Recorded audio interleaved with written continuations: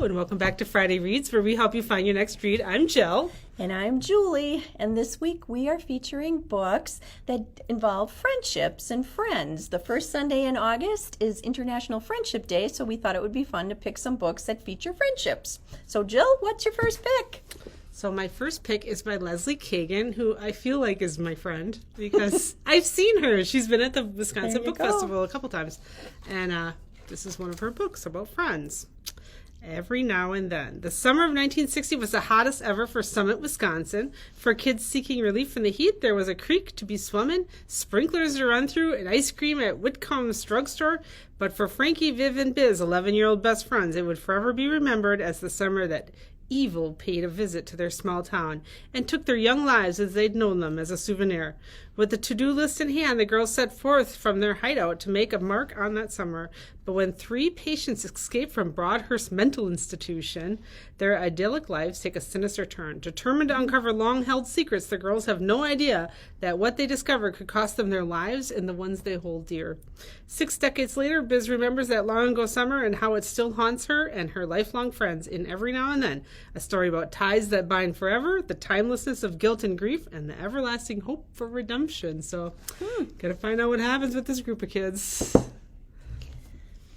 My first pick is by a popular author. This was her book that came out in 2020, and it is The Friendship List by Susan Mallory. The list: dance till dawn, go skydiving, wear a bikini in public, start living. 2 best friends decide to jumpstart their lives in a summer that will change them forever. Single mom Ellen couldn't be more content until she overhears her son saying he can't go to his dream college because she needs him too much. If she wants him to live his best life, she has to convince him she's living hers. So, Unity, her best friend since forever, creates a list of challenges to push Ellen out of her comfort zone. Unity will complete the list too, but not because she needs to change. What's wrong with a 30-something widow still sleeping in her late husband's childhood bed? The friendship list begins as a way to make others believe they're just fine. But somewhere between wear 3-inch heels, have sex with a gorgeous guy, Ellen and Unity discover that life is meant to be lived with joy and abandon, in a story filled with humor, heartache, and regrettable tattoos. So check out Susan Mallory's The Friendship List. Regrettable tattoo. My next one is called We Are Not Like Them by Christine Pride and Joel Piazza. Told from alternating perspectives, this novel is about a lifelong bond between 2 women, one black and one white, whose friendship is indelibly altered by a tragic event, a powerful and poignant exploration of race in America today and its devastating impact on ordinary lives. Jen and Riley have been best friends since kindergarten. As adults, they remain as close as sisters, though their lives have taken different directions. Jen married young and after years of trying is finally pregnant. Riley pursued her childhood dream of becoming a television journalist and is poised to become one of the first black female anchors of the top news channel in their hometown of Philadelphia. But the deep bond they share is severely tested when Jen's husband, a city police officer, is involved in a shooting of an unarmed black teenager. 6 months pregnant, Jen is in freefall as her future, her husband's freedom, and her friendship with Riley are thrown into uncertainty. Covering this career-making story, Riley wrestles with the implications of this tragic incident for her black community, her ambitions, and her relationship with her lifelong friend. Like Tiara June's American Marriage and Jodi Picoult's Small Great Things, We Are Not Like Them explores complex questions of race and how they pervade and shape most of our intimate spaces in a deeply divided world. So, yeah, it seems kind of timely and about friendship. Good pick. My second pick is also a book that was published in 2020. You may have missed some of these during the pandemic. So this is All the Right Mistakes by Laura Jameson. In this one, 5 college friends have arrived at 40 in very different circumstances, but with at least one thing in common. They are among the more privileged in society. Elizabeth and Sarah are lawyers, Martha is a doctor, Carmen is a wealthy and well-educated homemaker, and Heather, the most successful, is a famous tech executive. And after more than 2 decades of friendship, they know one another better than anyone. Then, Heather writes a woman's advice book detailing the key life mistakes of her 4 friends: opting out, ramping off, giving half effort, and forgetting your fertility. The book becomes wildly popular, and the 4 friends all feel the sting of Heather's cruel words.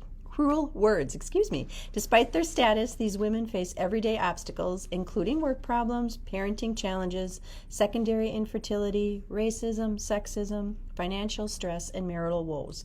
And as they weather their 40th year, each one can't help but wonder if their life might have been different. But as these friends are continually reminded, life is complex, messy, disappointing, and joyful, sometimes all at once, and no one can plan her way out of that reality. In the end, all 5 women must embrace the idea that their lives are shaped not just by their choices, but also by how they handle the obstacles life inevitably throws at all of us. So check out All the Right Mistakes by Laura Jameson. My next one is published in 2022. It's called True Biz by Sarah Novick.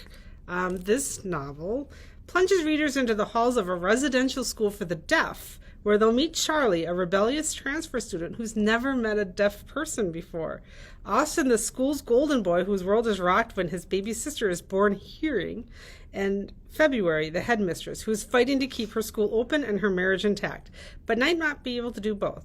As a series of crises, both personal and political, threaten to unravel each of them, Charlie, Austin, and February find their lives inextricable from one another and changed forever. This is a story of sign language and lip reading, cochlear implants and civil rights, isolation and justice, first love and loss, and above all, great persistence, daring, and joy. So a little bit different kind of friendships with deaf people. So True Biz. For my third pick, I picked a nonfiction pick, actually. This is Bring Your Baggage and Don't Pack Light by Helen Ellis. This was just published in 2021. She's the best-selling author of American Housewife and Southern Lady Code, and in this book, she returns with a viciously funny, deeply felt collection of essays on friendship among, as they describe it, grown-ass women. When Helen Ellis and her lifelong friends arrive for a reunion on the Redneck Riviera, they unpack more than their suitcases. Stories of husbands and kids, lost parents, lost jobs, powdered onion dip, photographs you have to hold by the edges, dirty jokes, sunscreen with SPF higher than their hairspray, bangs their senior year, and a bad mammogram. It's a diagnosis that scares them but could never break their bond, because women pushing 50, in this one, won't be pushed around. In these 12 essays, Helen Ellis dishes on married middle-aged sex, sobs with a theater full of women as a psychic exercises her sorrows, gets 20 shots of stomach bile to the neck to get rid of her double chin, and gathers up the courage to ask, "Are you there, menopause? It's me, Helen." It's a book that reads like the best cocktail party of your life. It's chock full with fabulous characters, cat lady plastic surgeons, water park Adonises, bridge ladies, poker players, platinum medallion flyers, garage sale swindlers, 40-year-old divorcees, 50-year-old new moms, and still young octogenarians. It's alive with the sensational humor and ferocious love for her friends that won Helen Ellis legions of fans. This book has a raw vulnerability and an emotional generosity that takes this acclaimed author to a whole new level of accomplishment. So check out nonfiction, Bring Your Baggage, and Don't Pack Light. That one looks like something I should read. Me too. Garage sale swindlers. My next one is The Friend Zone by Abby Jimenez. Abby Jimenez, I think she's kind of like an up-and-coming author. She's got like a lot of chick lit, and this is the first in a series, so if you like it, there's a couple more after this one. Kristen Peterson doesn't do drama, but will fight to the death for her friends and has no room in her life for guys who just don't get her. She's also keeping a big secret, facing a medically necessary procedure that will make it impossible for her to have children. Planning her best friend's wedding is bittersweet for Kristen, especially when she meets the best man, Josh Copeland. He's funny, sexy, never offended by her smile, wide streak of sarcasm, and always one chicken enchilada ahead of her hangry. Even her dog, Stuntman Mike, adores him. The only catch, Josh wants a big family someday. Kristen knows he's better off with someone else, but as their attraction grows, it's harder and harder to keep him at arm's length. The Friend Zone will have you laughing one woman and grabbing for tissues the next, as it tackles the realities of infertility and loss with wit, heart, and a bit of sass. So, Abby Jimenez, The Friend Zone. My fourth pick also comes out of publication in 2020, and this is Ghosts by Dolly Alderton. Nina Dean has arrived at her early 30s as a successful food writer with loving friends and family, plus a new home and neighborhood. When she meets Max, a beguiling romantic hero who tells her on date 1 that he's going to marry her, it feels like all is going to plan. A new relationship couldn't have come at a better time. Her 30s have not been the liberating, uncomplicated experience she was sold. Everywhere she turns, she's reminded of time passing and opportunities dwindling. Friendships are fading, ex-boyfriends are moving on, and worse, everyone's moving to the suburbs. There's no solace to be found in her family, with a mom who's caught in a battling midlife makeover and a beloved dad who is vanishing in slow motion into dementia. Dolly Alderton's debut novel is funny and tender, filled with whip-smart observations about relationships, family, memories, friends, and how we live now. Taylor Jenkins Reid, the author of Daisy Jones and the Six, says this book is an absolute knockout, wickedly funny, and at turns both cynical and sincere. Dolly Alderton's voice feels like your very favorite friend. So this is on my list to read soon. Ghosts by Dolly Alderton. Who doesn't like the name Dolly? My next one is probably a familiar author to you, Leanne Moriarty. This is Truly Madly Guilty, which was published in 2016. So, 6 responsible adults, 3 cute kids, 1 small dog. It's just a normal weekend. What could possibly go wrong? Sam and Clementine have a wonderful, albeit busy life. They have 2 little girls. Sam has just started a new dream job, and Clementine, a cellist, is busy preparing for audition of a lifetime. If there's anything they can count on, it's each other. Clementine and Erica are each other's oldest friends. A single look between them can convey an entire conversation, but theirs is a complicated relationship. So when Erica mentions a last-minute invitation to a barbecue with her neighbors, Tiffany and Vid, Clementine and Sam don't hesitate. Having Tiffany and Vid's larger-than-life personalities there will be a welcome respite. 2 months later, it won't stop raining, and Clementine and Sam can't stop asking themselves the question, what if we hadn't gone?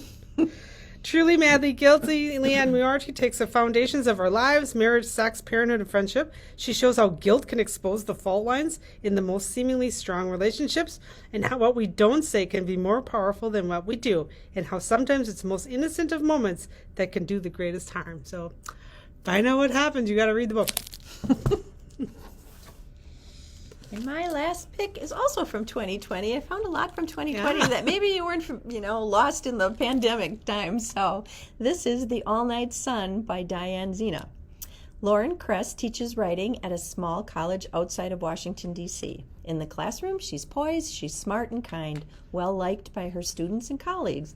But in her personal life, she's troubled and isolated, still grappling with the sudden death of her parents 10 years earlier.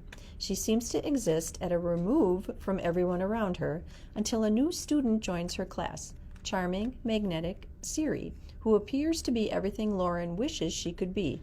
They fall headlong into an all-consuming friendship that feels to Lauren like she is reclaiming her lost adolescence.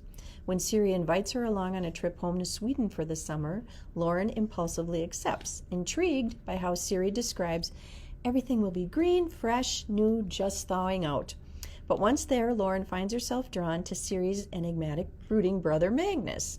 Siri's resentful, and Lauren starts to see a new side of her friend, selfish, reckless, self-destructive, and sometimes cruel. On the last night of her trip, Lauren accompanies Siri and her friends on a seaside camping trip to celebrate Midsummer's Eve, a night when no one sleeps, boundaries blur, and under the light of the unsettling sun, things take a dark turn.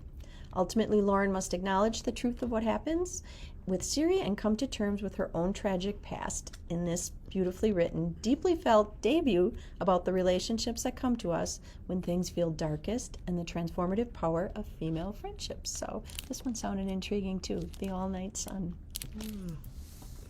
Well, we hope we gave you some new ideas of what to read if you want to read something about friendships and friends and things like that. Thank you for watching our videos. If you've been finding us on Facebook and you've been finding us on our YouTube channel, like, comment, share. We love to hear from you. We love to hear what you're reading. So until next time, we thank you for watching. Bye.